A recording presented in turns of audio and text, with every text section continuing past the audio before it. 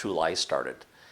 And Bruno asked me if I would come and run the model shop at Digital Domain, at Jim Cameron's company. So so that's when I started doing, the heavier bidding and so forth. And I'm sitting in front of a computer now, with a spreadsheet, which is, it's interesting but boring at the same time. You're just sitting there all day, and I just wanted to just get off of that seat and do something, but I had to get these bids done and so forth. And so on True Lies, we didn't really have a model shop. We farmed the bridge sequence out to Mark Stetson. He had Stetson Visual Services. So all the guys over there were everybody I'd ever worked with, on everything. It was Les Eckert, Ron Gress, and it was literally like home away from home.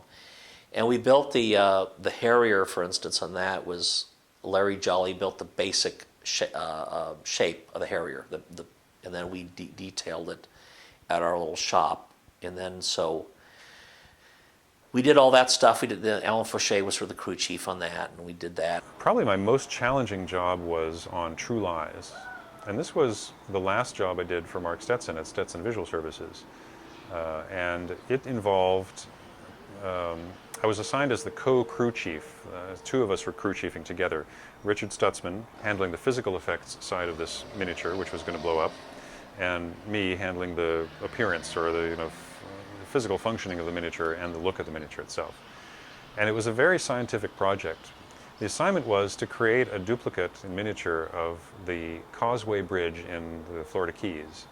And we were going to have to run a miniature van, like a cube van, down this, a cube truck I guess you'd call it, down this miniature highway and blow up the bridge as if it had been hit by two rockets. Because what Jim Cameron wanted was this truck to run along, and when the thing exploded, he wanted the slab the truck was on to be thrown up and jump the truck off the bridge and have it splash down. Later, he added a shot to it, which we'll get into, but splash into the water next to the bridge. And the first thing I did when I started analyzing the physics involved with this was that very likely that was not going to happen, because it just couldn't. Getting that sideways vector on a truck moving at 70 miles an hour forward, you need a lot of force very quickly, and that would destroy the truck probably. So I told Jim, well, it's probably going to land on the bridge, but it's going to look cool. Don't worry. And so he still wanted it to land on the water, but it'll do what it does. Physics has its own way. In one job, I was tasked with engineering a way to build this very fragile structure, and it was all comprised of plaster slabs about 1.5 inches thick, about 50 inches wide, and about 8 feet long. We had, I think, 8 of them making up the run of the bridge, and then we had wooden ones at the very ends that didn't have to explode. They were just static. But they were all perforated and laced with hollow tunnels for primacord, detonation cord for the explosive effects, and reinforced in specific areas, because one of the challenges in this assignment was that in the aftermath of the explosion, all of the debris had to match precisely the full-size aftermath debris that they had built and shot earlier several miles up the Keys. So we had to make sure that after this thing was blown to smithereens, that what was left matched what they'd built in miniature. And I'm talking like down to the rebar. So it was a very technical process, and we had to solve a lot of problems and figure out a lot of engineering tweaks. Not only that, but the pyrotechnician assigned to the job is known for overloading his models. And so I had to also design into the models a way to limit how much pyrotechnics you could actually load into it. So I ended up taking surgical tubing and snaking it through the mold before we poured the plaster in exactly where I needed the primacord to go, and at the right distance from all the stuff we needed to expose after the plaster was shattered. Because if it was too close, it would blow that away and it wouldn't match. And casting the plaster around that latex tubing, and then when you pull that tubing, it gets skinnier and it just slithers right out of the hole. And when Joe came to load it, all I said was, just put it right in there, Joe. Go for it. And it was a diameter that was too small to put too much in. So in a subtle way, I was kind of controlling how much load was in the miniature. And it ended up working perfectly. So thumbs up. And a lot of other things were involved. We were building this in an environmentally sensitive site. It had to be built here in Los Angeles, all the pieces, loaded onto a truck, driven across the country, parked on a field in the Keys next to a pier, taken out of the truck and put on the ground, all the pieces, loaded onto a dolly, brought down a little slope out the pier, loaded onto a boat, and then motored out to the miniature location, and then loaded onto the tower bases that were anchored to the coral without breaking. We were out there all day, 9 hours in water about this deep, just deep enough to be a pain in the ass. So it took a while to build, but we got it built really well, and we got 2 takes, both of them perfect, well, mostly perfect, and that's what you see in the film. So that explosion sequence is all in miniature. And that's just the bridge part of it. The truck was a whole other engineering challenge, because it also had to be very stable at high speed and get towed up to speed and released at the right point. The truck itself is what triggered the pyrotechnics, because the timing had to be absolutely precise. The pyro had to go off and the truck is in exactly one place and no other. And so if you look at the film, you can see what happens, and it's exactly what I thought was going to happen, where the slab was floating up and the truck hits it and goes up and does kind of a backflip and then lands on its side, I think. And I had the truck made with a very flexible framework on the box, because I figured it would land hard and I wanted to see it deform in just the right way so it would have scale but not come apart.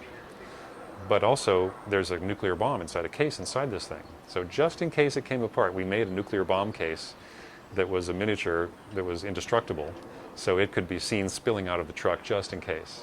Never needed it because the truck held together, but you can see the whole framework of the truck sort of twisting in just the right way when it hits the ground, and that's because we engineered it to do that precisely.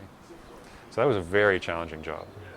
So after we got the 2 successful takes, we spent about 2 days cleaning up and disassembling, and we spent a full day underwater policing the whole area, which was an environmentally protected site, for bits of lead and plastic and plaster and steel, and we removed all the lag bolts we were allowed to screw into the reef, and just took everything out to make sure it was pristine when we left, which was pretty cool, I thought, to have that effort put into it. So, to their credit, they really did it right. And we trucked all the crap back to Los Angeles, and when Jim saw the shot, he loved it so much, he wanted to do a continuation shot to just sort of end the sequence, where we'd see the truck come out of a cloud of explosion debris, land on the bridge, slide forward, balancing on the edge of the bridge like a skateboard, and fall off right in front of camera and blow up. I don't know why it would blow up, it's hitting the water, but that's what he wanted. So Richard Stutzman and I were hired by Digital Domain directly this time, not as subcontractors, to come in and reassemble what was left of the bridge to make enough bridge to make it look right in the shot. And then we built a kind of a launch rail system to spike the truck down at high speed onto the deck, air mortars full of a bunch of debris like plaster dust and bits of railing and things like that. And we changed the truck design a little bit so that it would do the right thing, and it all had to be freeform. We couldn't have it like pulled on a track along this rail because it would show. You were seeing right under it, you'd see it.